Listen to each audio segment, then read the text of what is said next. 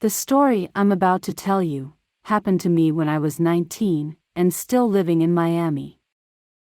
I worked at a popular strip club as a dancer. I worked the late night shift and would often leave work between the hours of 2 and 4 in the morning. I usually traveled home with one of the security guards who lived a few houses away from me. I felt safe with him because of his large size, and the fact that he was packing that heat, if you know what I mean. On this night, my neighbor, the security guard, had taken the night off, so I carpooled with a few of the other dancers who also worked at the club. We left the club at about 3 in the morning. Working as a dancer was not only risky because some of the guys were attached and would sometimes act inappropriately. It was also risky because we were carrying large amounts of cash which attracted the wrong type of attention, and of course we were more vulnerable because we were women. When we left the club, we looked around to make sure that nobody was watching us. There was a group of guys who didn't seem to even notice us, but as extra precaution we waited for them to leave first, and then we left right after them.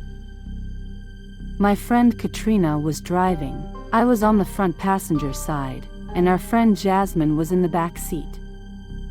We traveled behind the car with the guys for about 3 minutes before both our car and their car stopped at a red light. When the light turned green, the car in front of started driving, then made a sudden stop, causing Katrina to slam right into their car, hitting them from behind. After the car we were in hit theirs, their car came to a complete stop and so did ours. Nobody came out of there, and right away I began to have a bad feeling.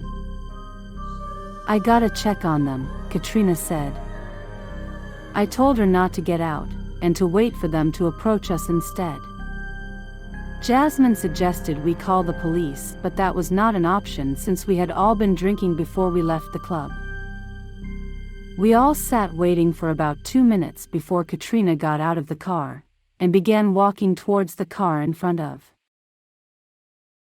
Before Katrina could make it up to the car, 4 masked men jumped out of the car that our car had hit, 2 from the front and 2 from the back. All 4 men were packing heat and they pointed them at us. "Gimme all your money," the driver yelled. They snatched our purses and all the jewelry we were wearing. They even stole our cell phones and Katrina's car keys. We were stranded on the side of the road with no way of getting home, no money, and less dignity. We just had all our belongings stolen, including more than $20,000 in cash. We called the police to report the incident, but they never found out who did it. Since that night, I haven't returned to that club again. My advice is, if you are traveling late at night and someone brake checks you, just dial 911 instead of getting out of your car and risk ending up like my friends and I.